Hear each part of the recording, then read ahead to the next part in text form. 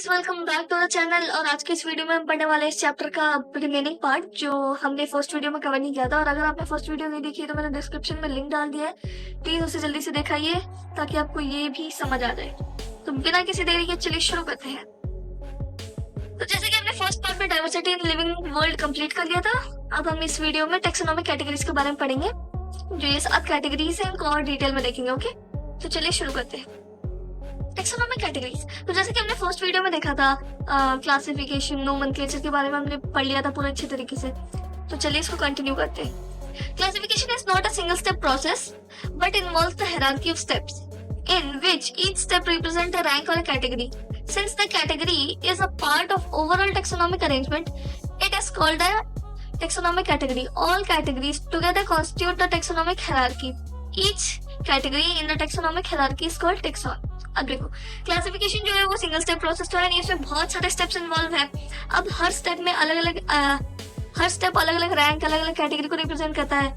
तो इसमें जो सारे कैटेगरीज का अरेंजमेंट है, इसको हमने टेक्सोनॉमिक अरेंजमेंट बोल दिया। और ये जो टेक्सोनॉमिक अरेंजमेंट है सारे कैटेगरीज का ना, उसको हमने टेक्सोनॉमिक कैटेगरी का नाम दे दिया। क्लियर? अब ये सारे टेक्सोनॉमिक कैटेगरी एक साथ अलाइन करते हैं और ये टेक्सोनॉमिक हायरार्की फॉर्म करते हैं। ओके, हायरार्की मतलब होता है ना कि मतलब एक के ऊपर एक, इससे बड़ा एक, इससे बड़ा एक। जैसे कि आप इस डायग्राम में देख सकते हो, स्पीशीज, उससे बड़ा जीनस, जीनस से बड़ा फैमिली, फैमिली से बड़ा ऑर्डर, ऐसे ही ये बढ़ता चला जाता है। इसी को हायरार्की कहते हैं कि मतलब इसके नीचे कौन कौन आएगा। ठीक है, तो ये टेक्सोनॉमिक हायरार्की फॉर्म कर देते हैं सारे कैटेगरीज एक साथ अलाइन होके। अब इस कैटेगरी का तो पर्टिकुलर ये जो कैटेगरी है इस हायरार्की के अंदर, इसको हमने नाम दे दिया टेक्सॉन। Okay, clear? तो टेक्सोनॉमिकल स्टडी के अकॉर्डिंग हम ये सारे 7 कैटेगरीज को और डिटेल में पढ़ते हैं आगे। ओके, तो देखो हमारा जो पहला टेक्सॉन है वो है species, a group of individual organisms which fundamental similarity is as species. Okay, ये NCERT की डेफिनेशन थी। अब देखो, a species is a group of organisms that are similar in structure, function and behavior. अब देखो species क्या होते हैं? species ऐसा टेक्सोन है, ऐसी कैटेगरी है जिसमें उन organisms को प्लेस किया गया जिनका ना, जिसमें बहुत ज्यादा सिमिलैरिटीज है उनके स्ट्रक्चर के बेसिस पे, उनके फंक्शन के बेसिस पे और उनके बिहेवियर के बेसिस पे। इन ऑर्गेनिजम्स को स्पीशीज के अंदर प्लेस किया गया। ओके, अब देखो जीनस, ये हमारा next tax on. A genus is a taxonomic category that ranks above species and below family. It includes closely related species that share common feature. We can say that genera are aggregates of the closely related species.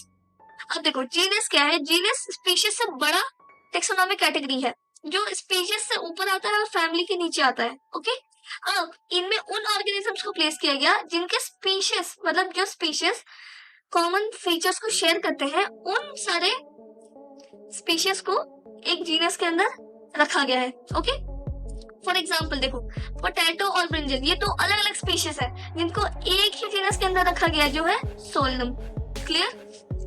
अब आगे देखो, family is a group of related genera with still less number of similarities as compare to genus and species. अब देखो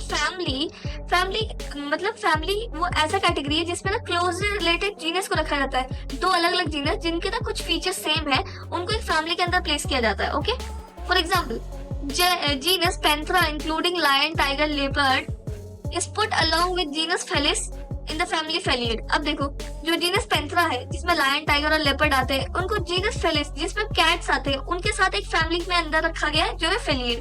okay, clear? अब देखो order is a higher category. It is the assemblage of the family which exhibit a few similar characters. अब देखो order ना family से higher category है जिसमें ना क्लोजली रिलेटेड फैमिली को रखा जाता है। मतलब 2 अलग अलग फैमिली जिसमें ना कुछ थोड़े बहुत फीचर्स सिमिलर है, उनको एक सिंगल ऑर्डर में रखा गया है। अब एग्जांपल ले लो, for example family Felidae and Canidae are placed in the order Carnivora. अभी जो 2 अलग अलग फैमिली है इनको एक ऑर्डर में रखा गया है, कार्निवोरा। क्लियर? अब देखो class, this other category includes related orders. For example, order Primata including monkey, gorilla, gibbon is placed along with the order Carnivora that includes animals like tiger, cat, dog in the class Mammalia. अब देखो class क्या है? Class है closely related orders का एक category जिसमें जो similar orders होते हैं उनको ना एक क्लास में रखा जाता है। एग्जांपल ले लो, ऑर्डर प्रीमेटा जिसमें मंकी, गोरिल्ला ये सब प्लेस्ड होते हैं। और ऑर्डर कार्निवोरा, अभी हमने देखा ऑर्डर कार्निवोरा जिसमें टाइगर, कैट, डॉग ये सब है, इनको एक क्लास में रखा गया है, क्लास मेमिलिया। क्लियर? अब आगे देखो phylum. Phylum is a taxonomic category below the kingdom and above the class. Organisms within the phylum share a similar body plan and characteristics based on the common feature like presence of notochord, dorsal and hollow neutral system are included in the phylum chordata. In case of plants, classes with few similar characters are assigned to a higher category called division.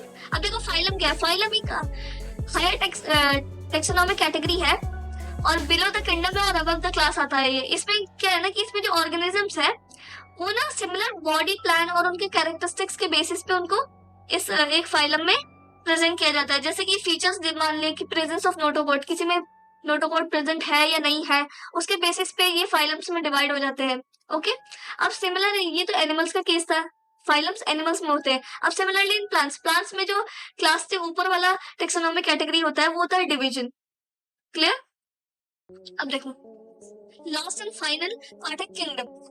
All animals belonging to various phylum are assigned to the highest category called kingdom Animalia in the classification system of animals.